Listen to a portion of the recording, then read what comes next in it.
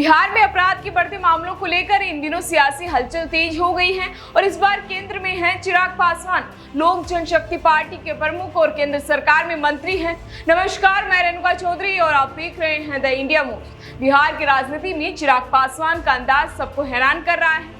NDA के सहयोगी होकर भी वे नीतीश सरकार पर कानून व्यवस्था को लेकर तीखे हमले भी कर रहे हैं। तो कभी तेजस्वी यादव को चुनौती, तो कभी प्रशांत किशोर की तारीफ, तो कभी नीतीश के नेतृत्व की वकालत भी करते नजर आ रहे हैं। वहीं हाल ही में बिहार में बढ़ते क्राइम पर चिराग पासवान ने चुभते सवाल ने बिहार में राजनीति का तापमान बढ़ा दिया है। बता दें कि चिराग पासवान ने महिला अभ्यर्थी के साथ दुष्कर्म की घटना को लेकर राज्य सरकार पर तीखा हमला भी बोला है। इसी के साथ उन्होंने कहा कि उन्हें दुख है कि वो ऐसी सरकार का समर्थन कर रहे हैं जहां अपराध बेलगाम हो चुका है और प्रशासन पूरी तरह अपराधियों के सामने नतमस्तक नजर आ रहा है। उनका ये बयान बिहार की सत्ता में बैठे उनके ही सहयोगियों पर सीधा निशाना भी था, खासकर मुख्यमंत्री नीतीश कुमार पर, जिनकी सरकार सुशासन बाबू की पहचान के सहारे भी चल रही है। इसी बीच चिराग पासवान की इस बयानबाजी से एनडीए खेमे में भी बेचैनी फैल गई है। वहीं जेडीयू ने चिराग को अप्रत्यक्ष चेतावनी देते हुए कहा कि अति सर्वत्र विजयते, यानी किसी भी चीज की अति नुकसानदायक होती है।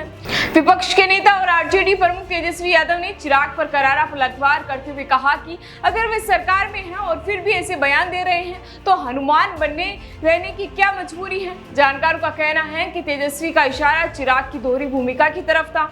एक और तो वह एनडीए में मंत्री बने हुए हैं, वहीं दूसरी ओर सरकार की आलोचना भी कर रहे हैं। उन्होंने सवाल उठाया है कि क्या ये सब सिर्फ कुर्सी से प्यार है या फिर वे इतने कमजोर हो चुके हैं कि सत्ता में रहकर भी कुछ नहीं कर पा रहे हैं। चिराग पासवान का यह अंदाज बिहार की राजनीति को और भी उलझा रहा है। कभी वे तेजस्वी यादव को चुनौती देते हैं, तो कभी प्रशांत किशोर की तारीफ करते हैं और फिर नीतीश कुमार के नेतृत्व को भी स्वीकारते दिखते हैं। यह सब देखकर राजनीतिक जानकारों की ओर से सवाल भी उठ रहे हैं कि क्या चिराग एनडीए की कोई गहरी रणनीति का हिस्सा है या फिर उनकी अपनी मुख्यमंत्री बनने की महत्वाकांक्षा उन्हें यह सब करने को मजबूर भी कर रही है। वहीं बिहार में आगामी 2025 विधानसभा चुनाव को देखते हुए ये सवाल और भी अहम हो जाता है कि क्या ये चिराग का दोहरा खेल किशोर जाएगा, सत्ता का साथ या विरोध का रास्ता। फिलहाल इसी सवालों के जवाब के लिए बने रहिए हमारे साथ और देखते रहिए द इंडिया मूव्स।